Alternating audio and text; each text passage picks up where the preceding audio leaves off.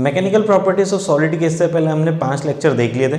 ये हमारा 6 लेक्चर होने वाला है। इससे पहले जितने भी लेक्चर हमने रिकॉर्ड किए थे उन सभी के अंदर सिर्फ और सिर्फ हमने थ्योरेटिकल पार्ट देखा था, एक भी न्यूमेरिकल हमने सॉल्व नहीं किया था। तो आज इस लेक्चर के अंदर हम बहुत सारे न्यूमेरिकल सॉल्व करने वाले हैं।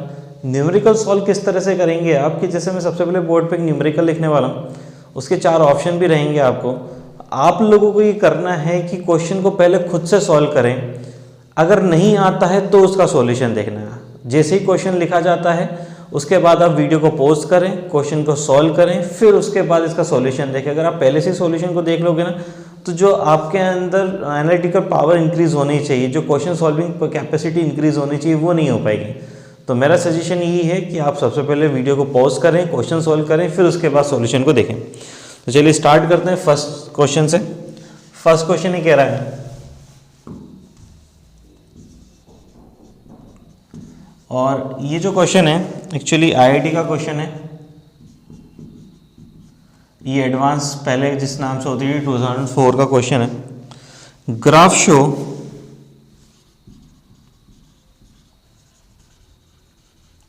Delta L extension of a wire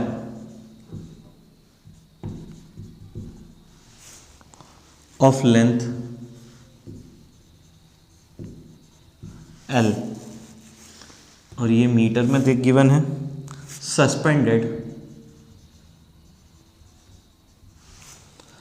from top of a roof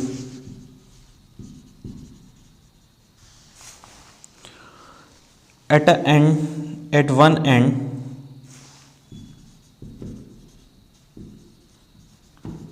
with load W connected to the other end.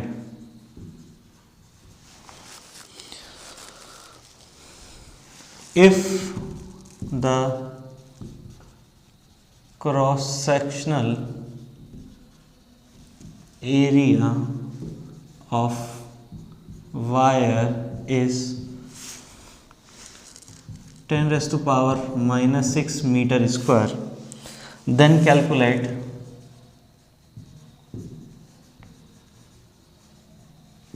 Gamma. Young's modulus आपको कैलकुलेट करना है। ग्राफ कुछ इस तरह से शो है, यहाँ पे लोड दे रखा है, यूनिट उसकी न्यूटन होगी, और यहाँ पर आपको डेल्टा एल मिल जाएगा।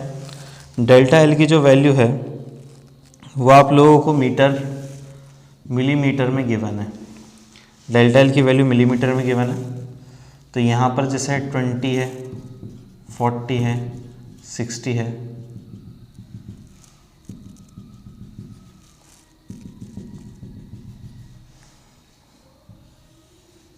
उसके बाद यहाँ पे वैल्यू 1 2 3 कुछ इस तरह से गिवन है। तो आप लोगों को पता करना है कि गामा की वैल्यू क्या होगी, ठीक है। तो उसके लिए कुछ ऑप्शंस भी गिवन है। ऑप्शंस क्या क्या दे रखे हैं वो देख लीजिए। एक्चुअली ये मीटर में ही गिवन है डायरेक्ट, तो आप इसको मीटर में ही ले लेंगे। 1 2 3 मीटर। लेंथ बहुत ज़्यादा होगी इसलिए डायरेक्ट हम इसी के यूनिट का इस्तेमाल कर लेंगे, अदरवाइज़ कुछ गड़बड़ हो जाएगी हमारे पास। तो फर्स्ट ऑप्शन ये दे रखा है 2 × 10⁻11 न्यूटन पर मीटर स्क्वायर। एक मिनट चेक कर लेंगे जब हम क्वेश्चन सॉल्व करेंगे तो मीटर लेना है कि मिलीमीटर लेना है, आप इसलिए इसके साथ सॉल्व करें। 2 × 10⁻−11 न्यूटन पर मीटर स्क्वायर। सी ऑप्शन दे रखा है 3 × 10⁻−12 न्यूटन पर मीटर स्क्वायर। और डी ऑप्शन जो दे रखा है वो 2 × 10⁻−13 न्यूटन पर मीटर स्क्वायर। पहले इसको सॉल्व करें, सभी सॉल्व कर ले आप पॉज करके, फिर इसके बाद देखते हैं कैसे सॉल्व करेंगे इसको। किया आप लोगों ने सॉल्व? पॉज करके सॉल्व कर लिया होगा। चलिए देखते हैं। देखो हमें इस क्वेश्चन के अंदर क्या वो निकालने को बोला उसने, गामा, यंग्स मॉडुलस। तो देखिए यंग्स मॉडुलस का फॉर्मूला आपको पता है क्या होता है, stress to the strain. Stress मतलब क्या होता है, फोर्स बाय एरिया। स्ट्रेन मतलब होता है change in length, original length. ठीक। गामा की वैल्यू निकालनी है। ओरिजिनल लेंथ जो है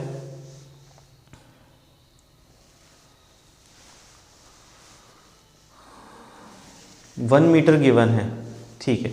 ये लेंथ एक्चुअली 1 मीटर है और यहाँ पर ये वैल्यू जो होंगी वो मिलीमीटर में ही होना चाहिए। 1 2 3 मिलीमीटर में। चले सॉल्व करते हैं। फोर्स की जो वैल्यू है इधर हम 20 ले लेते हैं, 20 लिया हमने। लेंथ 1 ही लेनी है हमें। एरिया जो है, एरिया की वैल्यू डायरेक्टली गिवन है 10⁻⁻⁶।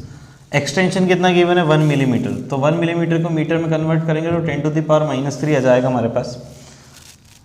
उसके बाद 10⁻⁻6 -3 कितना होगा ये?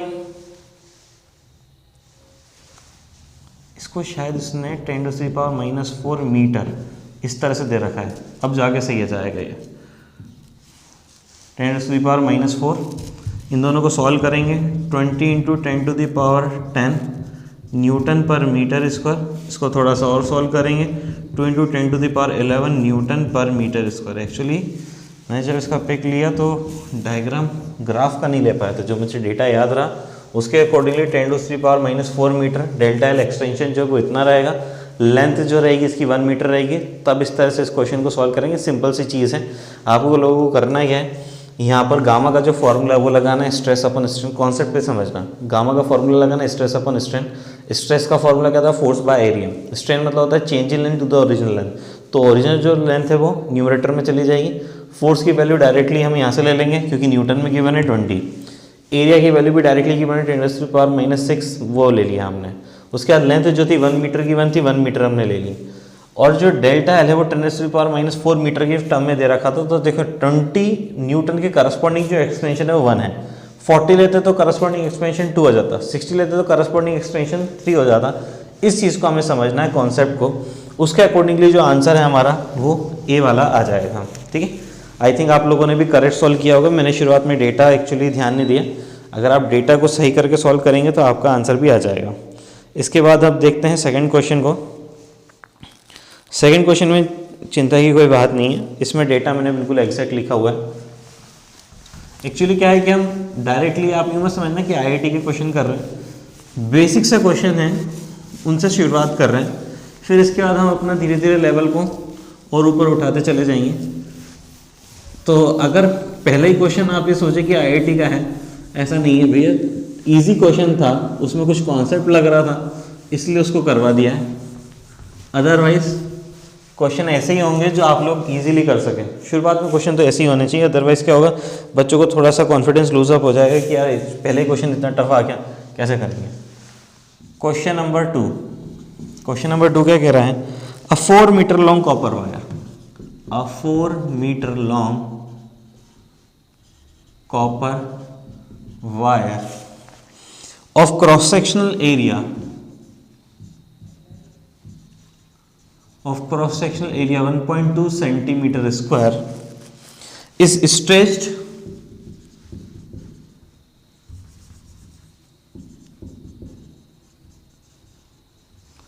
by a force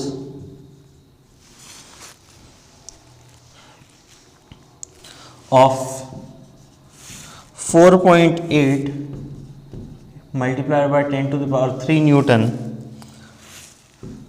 Young's modulus gamma for copper is 1.2 into 10⁻11 Newton per meter square. The increase in length of wire is, delta L की वैल्यू इसने पूछी है। सिंपल सा क्वेश्चन है, ये भी बिल्कुल फॉर्मूला बेस्ड क्वेश्चन है, कोई ज़्यादा इसमें कॉन्सेप्ट लगना नहीं है। देखिए सबसे पहले क्या करते हैं, इसमें जो ऑप्शंस गिवन है वो लिख लेते हैं तो आप, ताकि आप सॉल्व कर सकें। ABCD में 4 ऑप्शन बता देता हूँ क्या क्या हैं। 1.32 millimetre, 0.8 millimetre, 0.4 millimetre, 5.36 millimetre. Try करें इस क्वेश्चन को, फिर इसके बाद देखते हैं क्या करना है। जल्दी से ट्राई करें, वीडियो को पॉज करो, सॉल्व करो। एक्सटेंशन निकालना है, एक्सटेंशन के लिए फॉर्मूला मैं बता चुका हूँ, जल्दी से सॉल्व करो। ऑनेस्टी के साथ जो सॉल्व कर रहे हैं उन बच्चों ने आई थिंक कर लिया होगा। एक्सटेंशन का फॉर्मूला मैं बता देता हूँ, delta L is equals to हो जाएगा F L by A gamma. ठीक है, ये फॉर्मूला हम इस्तेमाल करेंगे। एरिया की वैल्यू डायरेक्टली गिवन है, सेंटीमीटर स्क्वायर में गिवन है, फोर्स की वैल्यू दे रखी है, लेंथ की वैल्यू भी दे रखी है, इनिशियली 4 मीटर है, यंग्स मॉडुलस की वैल्यू सब कुछ दे रखा है। हम जो गिवन डेटा वो लिख लेते हैं। इनिशियली लेंथ गिवन है 4 मीटर है, फिर उसके बाद एरिया की वैल्यू गिवन है 1.2 सेंटीमीटर स्क्वायर। सेंटीमीटर को मीटर में कन्वर्ट कर लेंगे, 100 से डिवाइड करते हैं, सेंटीमीटर स्क्वायर है, सो आंसर आएगा 1.2 इंटू 10⁻⁻4 मीटर स्क्वायर। ये एरिया की वैल्यू को यूज़ करेंगे हम। उसके बाद फोर्स लोड की वैल्यू दे रखी है 4.8 multiply by 10⁻³ newton and gamma is equals to 1.2 into 10⁻11 newton पर मीटर स्क्वायर, या कभी कभी आप इसको पास्कल भी लिख सकते हैं। अब क्या करना है हमें, फॉर्मूले में इन सभी चीज़ों की वैल्यू को रख देंगे। Delta L is equals to F L by A gamma, F के प्लेस है 4.8 मल्टीप्लाइड बाय 10⁻3, लेंथ के प्लेस है 4, एरिया के प्लेस है 1.2 इंटू 10⁻⁻4 और 1.2 इंटू 10⁻11। सॉल्व करते हैं इसको, पावर को सॉल्व कर लेते हैं। पॉइंट से पॉइंट कैंसिल हो जाएगा, पॉइंट हटाएंगे, एक 0 और लग जाएगा ये सर। 4 3 टाइम्स 4 टाइम्स 4/3 तो ये बच रहा है, मल्टीप्लाइड बाय 10⁻4 हो गया, 10⁻⁻4 ऊपर जाके 10⁻8 हो जाएगा, 10⁻11 नीचे है, 10⁻8 ऊपर है, तो 10⁻³ साथ में मीटर, ये मिलीमीटर बन जाएगा। तो 4/3 मतलब 1.33 मिलीमीटर होता है। तो आंसर आप देख सकते हैं 1.32 दे रखा आपने, 1.33 आ रहा है। करेक्ट ऑप्शन होगा ए। ठीक है, मेरे हिसाब से अगर आप लोगों ने ध्यान से पढ़ा होगा क्वेश्चन को तो ये भी बिल्कुल करेक्ट किया होगा, और क्वेश्चन को सही से सॉल्व करते जाएं, कॉन्फिडेंस ऑटोमेटिकली बूस्टअप हो जाएगा आप लोगों का। क्वेश्चन सॉल्व करोगे ऑटोमेटिकली कॉन्फिडेंस बढ़ेगा, क्वेश्चन सॉल्व नहीं करोगे तो कॉन्फिडेंस नहीं बढ़ने वाला है। नेक्स्ट क्वेश्चन देखते हैं।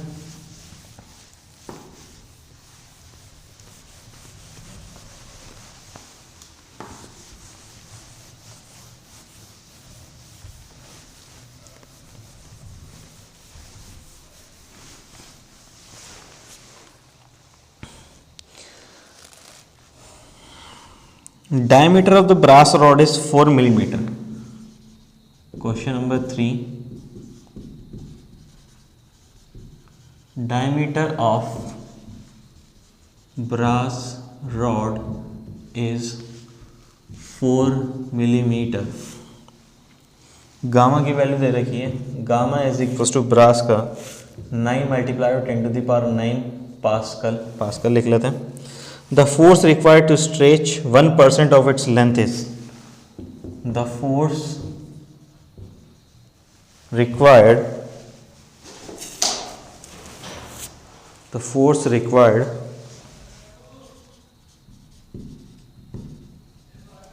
to stretch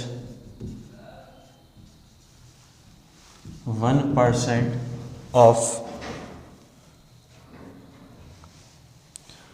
length is, first option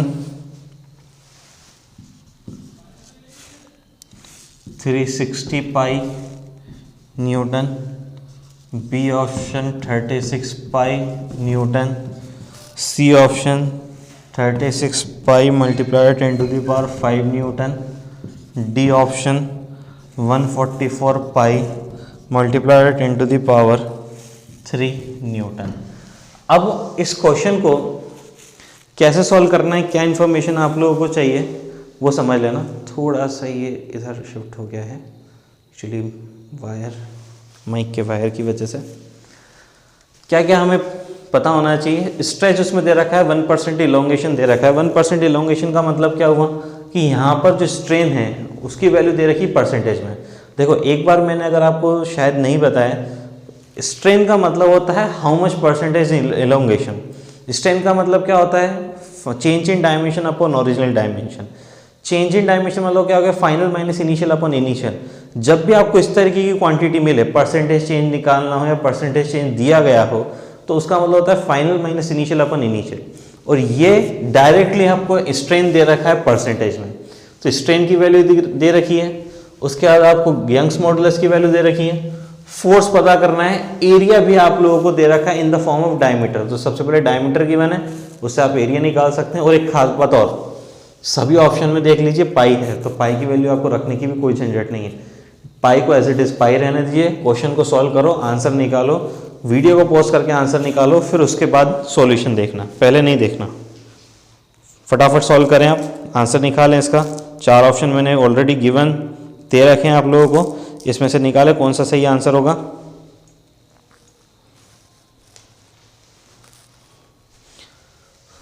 करा आप लोगों ने सॉल्व, देख लेते हैं। स्ट्रेन को जनरली एप्सिलॉन से रिप्रेजेंट करते हैं विच इज़ 1%, तो मतलब कि 1/100 तो एप्सिलॉन हो गया है। यंग्स मॉडुलस की वैल्यू दे रखी है 9 × 10⁻⁹ पास्कल, पास्कल लिख लो, न्यूटन पर मीटर स्क्वायर लिख लो, बात एक ही होती है। फिर इसके बाद डायमीटर गिवन है, तो d = 4 मिलीमीटर, सो रेडियस = हो जाएगी 2 मिलीमीटर। और अगर हम एरिया को निकालेंगे तो 2 मिलीमीटर को किस तरह से रखेंगे, 2 × 10⁻³ मीटर। तो अगर हम एरिया निकालना चाहते हैं तो एरिया क्या होता है, πr²। तो पाई को एज इट इज बने रहने देना है, क्योंकि यहाँ पे सभी ऑप्शन में पाई अवेलेबल है। तो इसको रखेंगे 2 × 10⁻³ और इसका क्या करना है, स्क्वायर। तो आंसर आएगा 4π × 10⁻⁶ मीटर स्क्वायर। ये एरिया की वैल्यू हो गई है। इसका यूज़ करेंगे, गामा का ये यूज़ करेंगे, एप्सिलॉन का ये यूज़ करने वाले हैं। अब हमें क्या निकालना है, लोड। तो देखिए, Young's modulus = stress upon strain होता है। स्ट्रेस होता है force by area into delta L, और ऊपर चला जाएगा एल। फोर्स निकालना है, फोर्स को एक साइड रहने दीजिए, बाकी सबको दूसरी साइड ले जाते हैं। F = हो जाएगा Young's modulus A into delta L, और अपॉन में होगा एल। गामा की वैल्यू गिवन है, कहाँ गिवन है, ये दे रखी 9 × 10⁻⁹। एरिया की वैल्यू अभी हमने निकाली 4π × 10⁻⁶, 4π × 10⁻⁶। डेल्टा एल की वैल्यू कितनी गिवन है, sorry delta L by L, उसकी वैल्यू डायरेक्टली गिवन है 1/100। देखो एप्सिलॉन मतलब क्या हो जाएगा, change in length upon original length. तो डेल्टा एल बाय एल की वैल्यू डायरेक्टली गिवन है 1/100, तो इसको 1/100 लिख लेते हैं। 1 तो ऊपर ऐसे 100 हमने यहाँ पर लिख लिया। अब क्या करेंगे, इसको सॉल्व करना है। तो सॉल्व करने के बाद क्या आंसर आएगा, 9 और 9 × 4 = 36 pi, 9 × 4 = 36 pi. 10 to the power को सॉल्व करते हैं, -6 है, दोनों आके -8 हो जाएगा। और 10 to the power 9, 10 to the power -8 into में 10 और बचेगा, साथ में फोर्स जो आएगा वो न्यूटन में आएगा। तो आंसर आएगा 360 पाई न्यूटन। तो फोर्स जो हमें चाहिए वो 360 पाई न्यूटन चाहिए। तो करेक्ट ऑप्शन हुआ फर्स्ट। ये भी आप लोगों ने शायद सही सॉल्व किया होगा। नेक्स्ट क्वेश्चन की तरफ बढ़ते हैं। सॉल्यूशन नोट कर लीजिए इसका, अगर आप लोगों ने नहीं किया तो। चलिए देखते हैं नेक्स्ट क्वेश्चन को।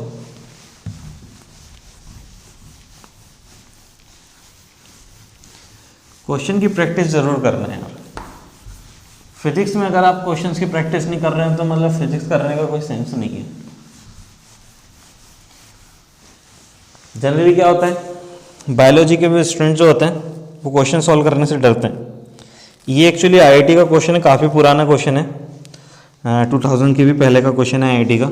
देखते हैं, क्वेश्चन नंबर 4 है आज का। A wire of length L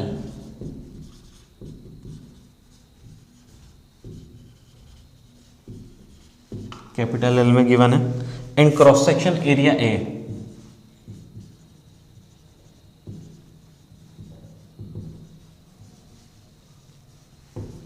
cross section area कितना गिवन है A, is made of a material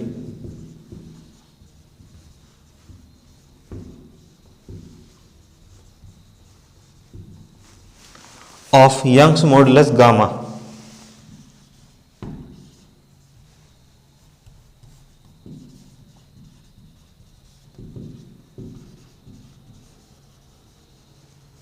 Young's modulus उस मटेरियल का गामा दे रखा है। If the wire is stressed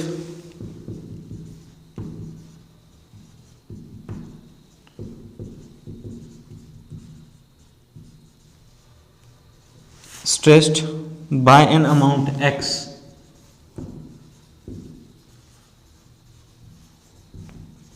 x amount से आपने क्या करा, उसको स्ट्रेच करा है।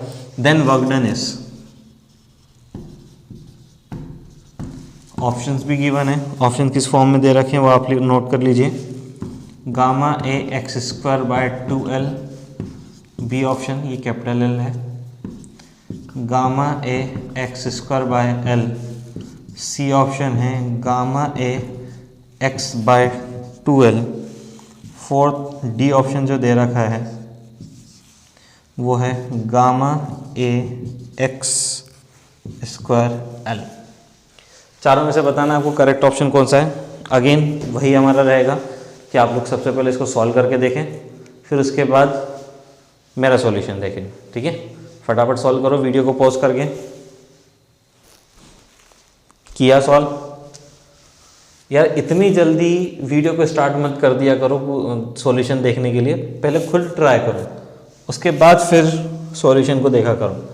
ऐसा नहीं होता है कि आप लोग क्वेश्चन को 2 सेकंड तक सोचा, नहीं आया तो फटाफट सॉल्यूशन देख लेते हैं।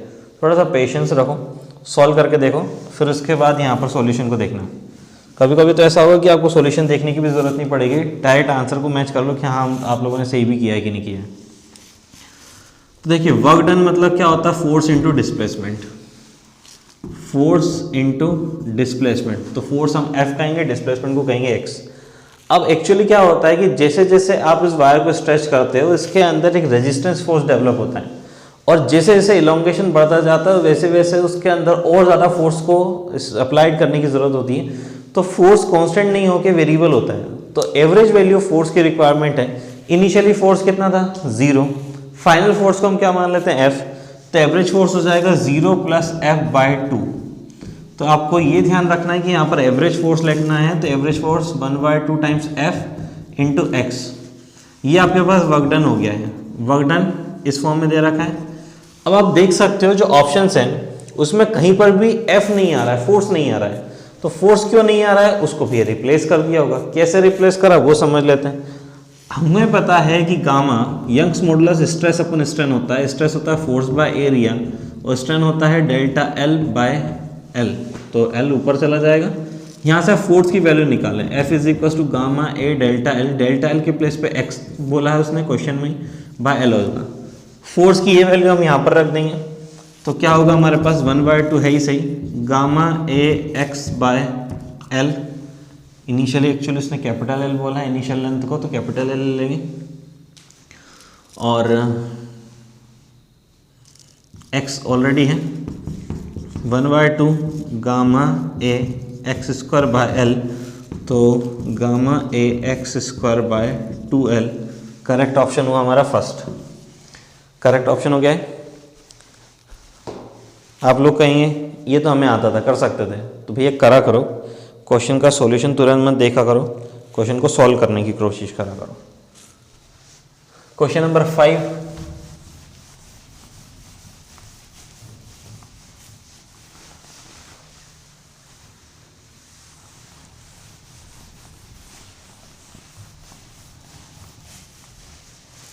अगेन इजी क्वेश्चन, सब इजी चल रहा है आज आप लोगों के साथ। मेंस का क्वेश्चन है भैया, ये भी पुराना मेंस का ही क्वेश्चन है।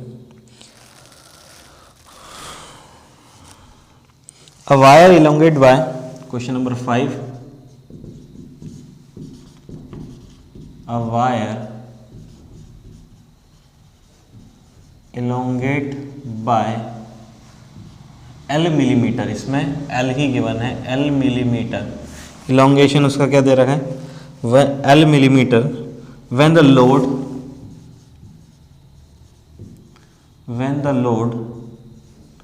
W is hanged from it,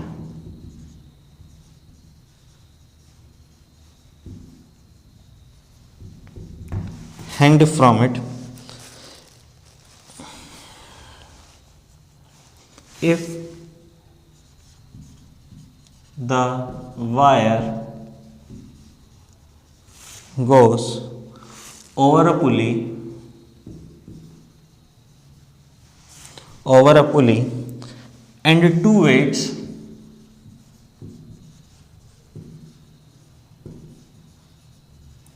W each are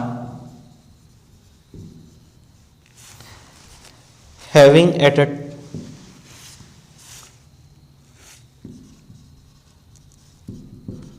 hanging at the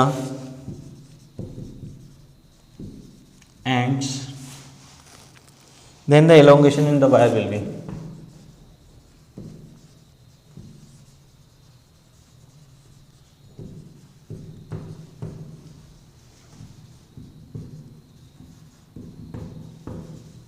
Elongation in the wire will be first L/2, L ही रहेगा, 2L हो जाएगा, फोर्थ 0। क्या होने वाला है पता करना है आप लोगों को। देखिए क्वेश्चन को एक और मैं एक्सप्लेन कर देता हूँ क्या कह रहा है।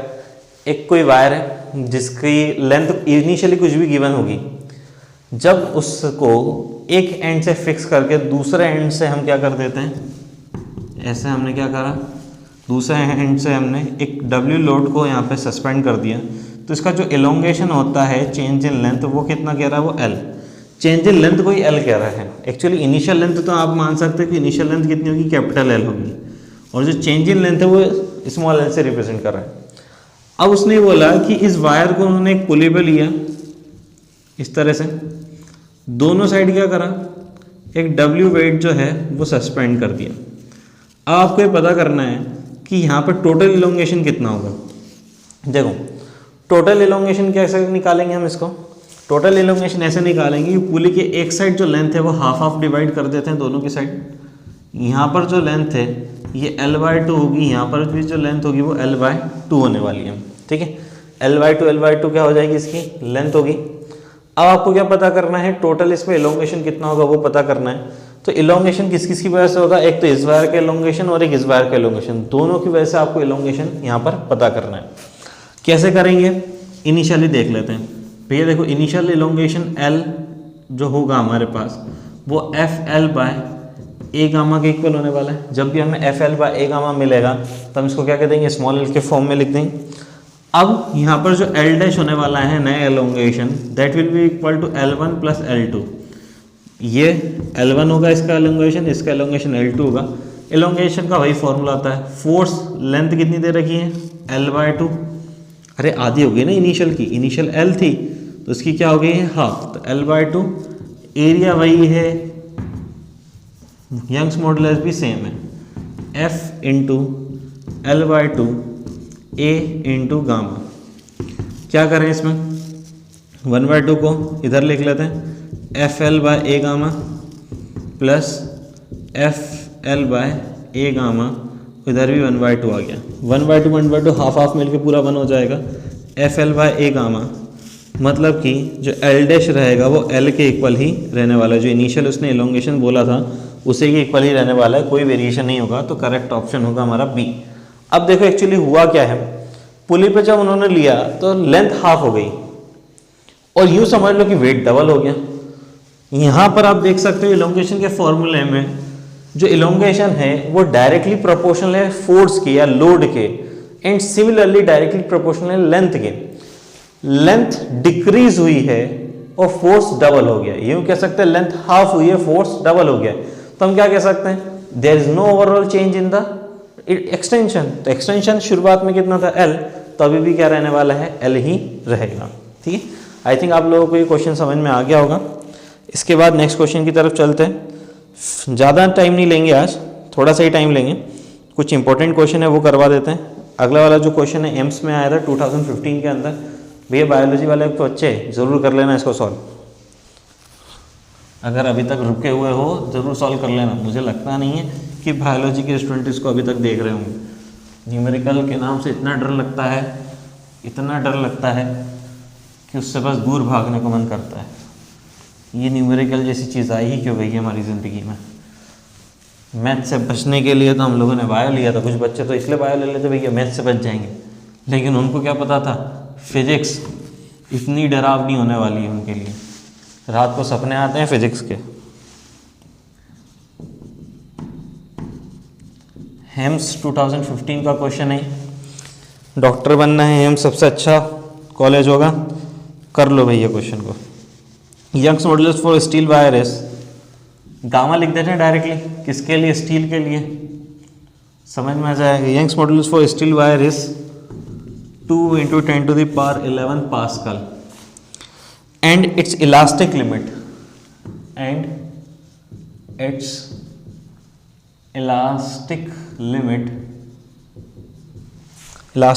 दे रखी है 2.5 × 10⁸ पास्कल, ये भी पास्कल में गिवन है।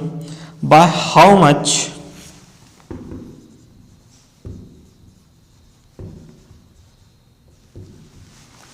How much can a steel wire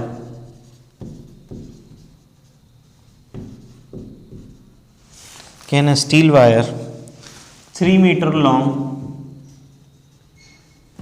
and 2 meter in diameter be stretched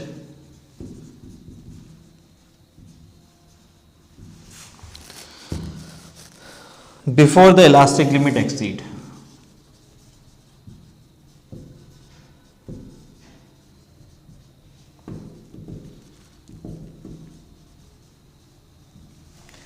अब देखो, इलास्टिक लिमिट मतलब एक तरीके का स्ट्रेस ही है। इलास्टिक लिमिट का मतलब ये हो गया है कि मैक्सिमम इतना स्ट्रेस वो क्या कर सकता है, बियर कर सकता है। अच्छा, मैं एक ऑप्शन और लिख देता हूं यहाँ पे। ऑप्शन जो है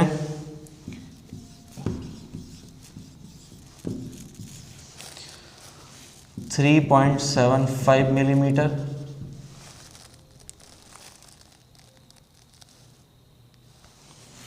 7.5 मिलीमीटर, 4.75 मिलीमीटर एंड 4.00 मिलीमीटर। अब आपको बताना है, अगेन ये डायरेक्ट सॉल्यूशन देखने मत लग जाना। इलास्टिक लिमिट का मतलब समझा देता हूँ बस मैं। इलास्टिक लिमिट का मतलब ये हुआ है कि मैक्सिमम कितना लोड वो बियर कर सकता है। देखिए, इलास्टिक लिमिट का मतलब ये हुआ है कि जैसे आप किसी बॉडी को स्ट्रेच करेंगे, किसी वायर को अगर आपने क्या करा, स्ट्रेच करा, तो स्ट्रेच करेंगे तो क्या होगा, शुरुआत में जो डिफॉर्मेशन होगा वो रीगेन किया जा सकता है, मतलब ओरिजिनल शेप एंड साइज में आ सकता है, तो उसको कहते हैं elasticity. There is a certain limit up to which body has a property of elasticity. उसके बाद उसका प्लास्टिक डिफॉर्मेशन स्टार्ट हो जाता है। मैंने आपको पहले ही बताया था, इलास्टिक बिहेवियर के टाइम पे मैंने आपको बताया था कि अगर हम किसी बॉडी को सर्टेन फोर्स लगाकर इलोंगेट करते हैं या डिफॉर्म करते हैं तो सर्टेन लिमिट तक ही उसके अंदर इलास्टिसिटी रहती है, उसके बाद प्लास्टिसिटी आ जाती है। तो वही वाली बात कह रहा है कि इलास्टिसिटी कब तक रहेगी, यहाँ तक रहेगी। तो मैक्सिमम जो स्ट्रेस है वो भी इतना ही रहेगा, इससे ज़्यादा आप स्ट्रेस नहीं कर सकते हैं। तो यहाँ पर स्ट्रेस की वैल्यू गिवन है, स्ट्रेस को सिग्मा से रिप्रेजेंट करेंगे, 2.5 × 10⁸ पास्कल ये गिवन है। और उसने बोला है कि जो गामा की वैल्यू है वो है 2 × 10⁻11 पास्कल है। लेंथ गिवन है 3 मीटर है। डायमीटर गिवन है d = 2 metre in diameter. Diameter की ज़रूरत भी नहीं पड़ेगी हमें, देखते हैं क्यों नहीं ज़रूरत पड़ेगी, समझ लेते हैं।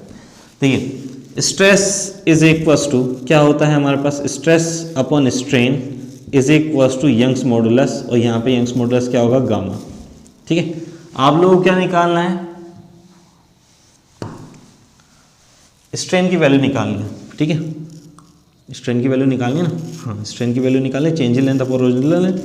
तो यहाँ पे gamma is equals to epsilon हो गया। स्ट्रेस की वैल्यू गिवन है 2.5 × 10⁸। गामा की वैल्यू भी गिवन है 2 × 10⁻11 इज इक्वल्स टू एप्सिलॉन मतलब क्या होता है, स्ट्रेन। स्ट्रेन का मतलब क्या होता है, change in length upon original length. तो change in length delta l, यही पूछा गया है। ओरिजिनल लेंथ जो अपॉन में जाएगा उसको मल्टीप्लाई करके यहाँ पर लिख रहा हूँ, और ओरिजिनल लेंथ जो है वायर की वो दे रखी है 3 मीटर। तो यहाँ पे 3 metre is equals to change in length, ये हमें फाइंड आउट करना है। देखिए, सिंपल सी कहानी है, इंटू में 10, इसको सॉल्व कर लेते हैं, इसको 2 को इधर ले आते हैं 10 के पास, तो ये 20 × 10⁻11 कर दिया मैंने। 11 को भी ऐसे स्प्लिट कर देते हैं, 8 × 10⁻3। इससे ये पूरा cancel, 4 times cancel, 5 times cancel, 5 3 ज़ा 15/4, 15/4 और इंटू में है 10⁻³ मीटर। ये किसकी वैल्यू हो रही है, डेल्टा एल, ये तो मिलीमीटर बन जाएगा। 15/4 मतलब हो जाता है 3.75 मिलीमीटर। तो एक्सटेंशन जो आ गया है वो 3.75 मिलीमीटर है। देखिए क्वेश्चन बहुत ही इजी है, अप्रोच समझ में आना चाहिए किस तरह से अप्रोच करना है। क्वेश्चन है बहुत इजी। तो ये क्वेश्चन था हमारा 6 नंबर का। 7 वाला क्वेश्चन देख लेते हैं। ये भी नीट का क्वेश्चन है भैया, नीट का क्वेश्चन है बायोलॉजी, ध्यान देना नीट के क्वेश्चन करवा रहे हैं अब हम।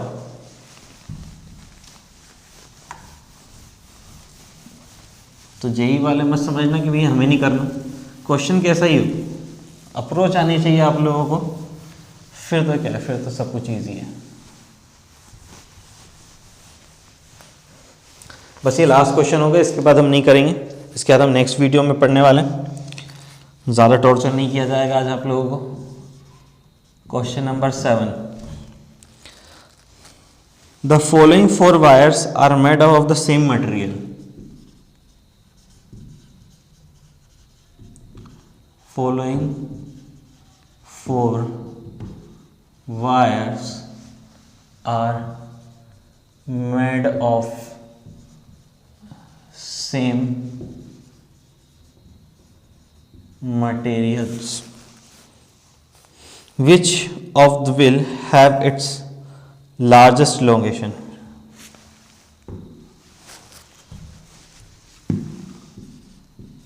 Which of these will have largest elongation? अब देखो सेम मटेरियल के हैं, सेम लोड पे ही देखेंगे हम। अगर सेम लोड नहीं होगा तो फिर आप इसको क्या नहीं कर सकते, ऑब्जर्व नहीं कर सकते कि भैया सबसे ज़्यादा इसके अंदर डिफॉर्मेशन कहाँ होगा। देख लेते हैं। सबसे पहला वाला जो है A B C D, length सभी की गिवन है 50 centimetre, 100 centimetre, 200 centimetre, 300 centimetre, and सभी का डायमीटर भी गिवन है।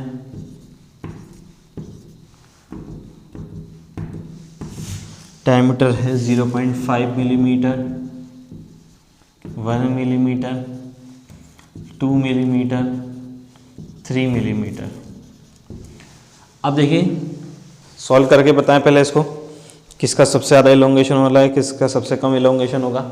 सॉल्व करें और बताएं, ईमानदारी से सॉल्व कर लो भाई।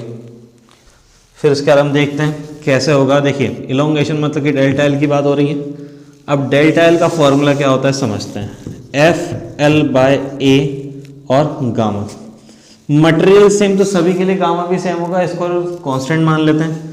लोड भी हम क्या मान रहे हैं, सबको कांस्टेंट मानते हैं। अब जो वायर है उसका एरिया क्या होता है, π/4 डी स्क्वायर। डायमीटर की फॉर्म में लिखोगे तो π/4 डी स्क्वायर, अगर रेडियस की फॉर्म में लिखोगे तो πr स्क्वायर लिखना, ठीक है। π/4 भी क्या होगा, कांस्टेंट। तो 1, 2 ये तीनों क्वांटिटी कांस्टेंट हैं, so delta L is directly proportional to l/d square.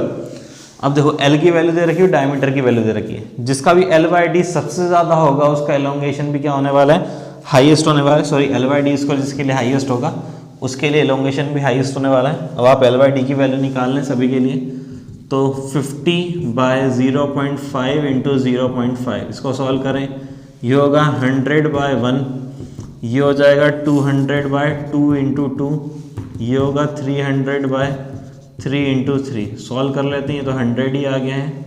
इसको सॉल्व करेंगे 100/2 दैट इज इक्वल टू 50, ये आ चुका है 100/3 दैट इज इक्वल टू 33.33। ये तो डिक्रीज हो रहा है, ऊपर की तरफ देख लेते हैं, 0.20 10 टाइम्स 5 से 2 टाइम्स, तो इसका है 200। ऑब्वियस ही बात है डेल्टा एल किसके लिए सबसे ज़्यादा होगा, फर्स्ट वायर के लिए सबसे ज़्यादा होने वाला है, ठीक है। तो आज देखो हमने कुछ क्वेश्चंस की प्रैक्टिस की। इसके बाद वाले वीडियो में हम क्या करेंगे, कुछ और नए टॉपिक्स को पढ़ेंगे, फिर उसके बाद ढेर सारे क्वेश्चन करने। क्वेश्चन करना बंद मत कीजिए। क्या होता है कि आप लोग ये समझते हैं कि क्वेश्चन करने से हमें मिलेगा क्या, भैया कॉन्सेप्ट की जो क्लियरिंग होगी ना फिजिक्स के अंदर, वो न्यूमेरिकल क्वेश्चन सॉल्व करने से ही होगी। तो इसलिए क्वेश्चन को सॉल्व करते रहें, उन्हें रुकना नहीं है अपने को। अगर आपके पास कोई दूसरा सोर्स है तो आप उससे भी करते रहें। ज़रूरी नहीं कि सिर्फ जो क्वेश्चन के अंदर मैंने करवाया, वीडियो के अंदर जो करवाएं वही क्वेश्चन करें। क्वेश्चन की प्रैक्टिस तो बहुत सारी करनी है। ये तो सिर्फ एक एग्जाम्पल हुआ ताकि आप लोग बूस्टअप कर सके अपनी स्पीड को, अपनी प्रिपरेशन को।